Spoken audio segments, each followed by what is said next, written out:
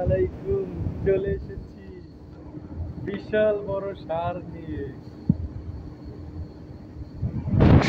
যেই ষাঁড়কে কোরবানি করা হবে একসাথে দুইটু। ওরে আল্লাহ, কোথা দিব? ষাঁড়ের খিদা লেগেছে, তাই সে কোথা দিব? ওই যে আরেকজন শুয়ে আছে, একটা লাল আর একটা সাদা।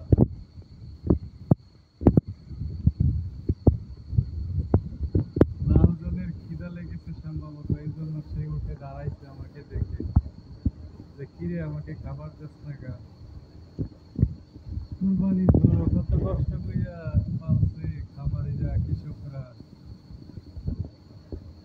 সেই গরু বিক্রি করিয়া দেয় 2 টাকা লাভের আশায়। আহ, এই গরু না পাললে মানুষের আসলে সংসারে উন্নত হয় না।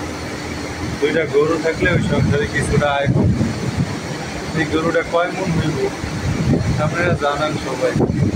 এই একটা আর ওই একটা, 2টা মিলে নিচে 2.5 লক্ষ টাকা। 2.5 লক্ষ টাকার এই 2টা গরু কেমন হবে? এই 2.5 লক্ষ টাকার গরু ঠিক সেম এরকম 2টা গরু 2018 সালে আমি দেখছি। আমার এক সম্পর্কে আলু বিক্রি করছে মাত্র 73,000 টাকা।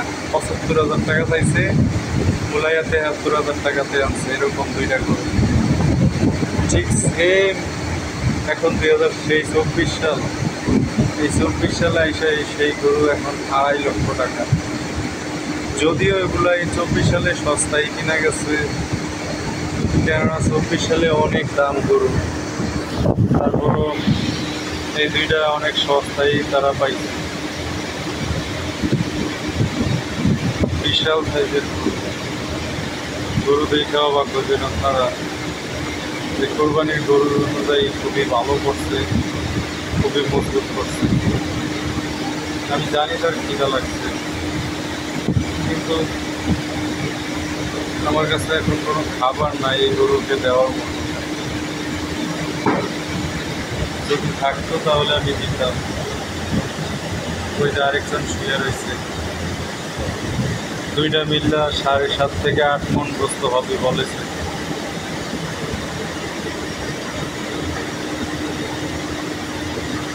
আসলে এই গরু 2টা সব থেকে বিগ সাইজ, ভালোই বড় আছে।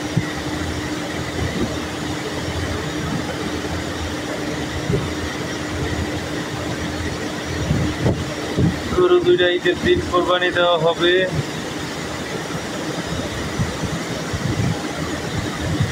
এই কোরবানির মাংস শুধু গরিব মানুষদেরকে দেওয়ার জন্য। এই 2 গরুর মাংস শুধু গরিব মানুষকে দেওয়া হবে।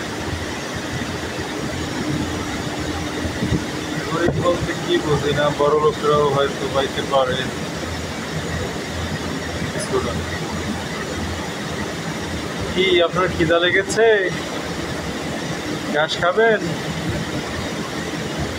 কিন্তু কেমনে দেই? আমার দায়িত্বে তো কিছু নাই। আমার মনটায় চায় আপনাকে কিছু ঘাস দিতে, যা খাইতে পারলে আপনি খুশি হইতেন মনে হয়। আহা, গরুটা কাঁদতেছে। গরুটা কাঁদতে আসছে।